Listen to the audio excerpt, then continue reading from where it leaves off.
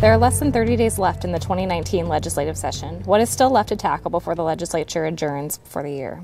Well, there's a few bills that we've still got to see in committee and then vote on the floor. But I think the biggest thing we still have to do is we have to pass our budgets this year. So far the House has passed its transportation budget and its operating budget, and we're going to be looking at the capital budget later on this week. The Senate has to do the same thing, and then once both chambers pass their budgets, then we have to reconcile the differences between them.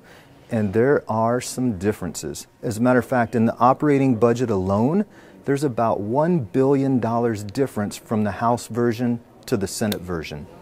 You mentioned the state operating budget. Perhaps one of the biggest issues facing our state is mental and behavioral health. How much of the operating budget is invested in our mental and behavioral health system? You know, that's a great question. I'm really glad you asked it.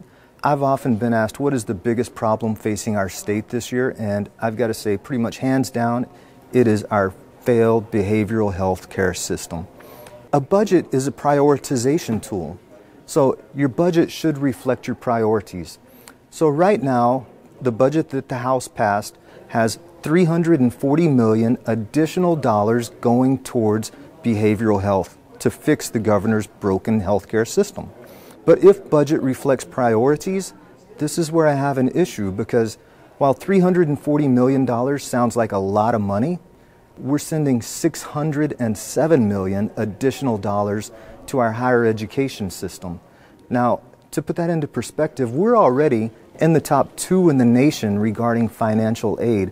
Sending an additional $607 million to something we're already good at just doesn't make sense to me. This is your first year representing the 25th Legislative District as a state lawmaker. What have been some of your first impressions during your first session? I'll tell you, the first thing that really struck me at the beginning of the session was the speed at which things are coming at you, and then the variety of topics. We live our lives in 15-minute increments. So every 15 minutes we have someone new coming into our office. And I could find myself one 15-minute increment talking about Medicaid reimbursement rates, and the next 15 minutes I'm talking about a proposal to make the razor clam the state clam. So it's just so interesting and so much variety. As the session has gone on, however, I've really come to appreciate the caucus that I'm a part of. The Republican caucus is just filled with some of the most outstanding individuals I think you would ever want to meet.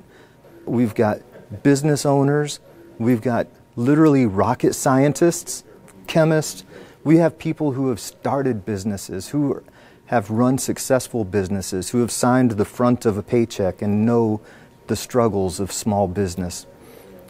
And we have military members, and they are experts in their individual fields. And so I've really just come to appreciate all of the members of the Republican caucus.